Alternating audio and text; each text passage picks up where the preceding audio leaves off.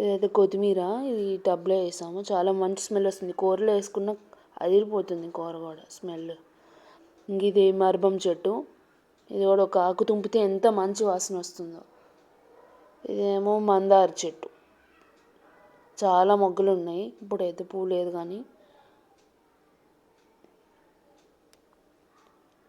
Next ఇది ఏమో గులాబీ. చూడండి ఇంకెన్ని మొగ్గలు ఉన్నాయి, ఎంత బాగుందో చూడండి పువ్వు.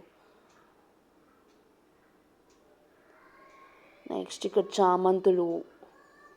చామంతులు అయితే భలే సాఫ్ట్, అసలు పట్టుకుంటే అసలు ఎన్ని ఉన్నాయో చూడండి. అసలు మనకు కౌంట్ చేయడానికి కూడా వీల్లేదు. ఇంకేడీనియం, దీనికి కూడా చాలా మొగ్గలు ఉన్నాయి. ఇవి ఖాళీ టబ్స్.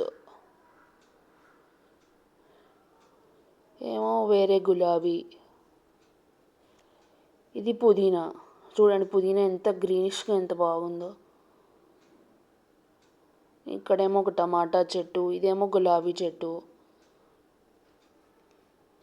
టమాటాలు చూడండి ఎట్లా ఉన్నాయి. నేనైతే రోజు ఒక కాయ తింటాను, రోజు ఒక టమాటా కోసుకొని తినేస్తాను. అట్లాగే ఇక్కడ ఇంకో చెట్టు ఉంది టమాటా. దీనికైతే ఒక కాయ కూడా పండింది.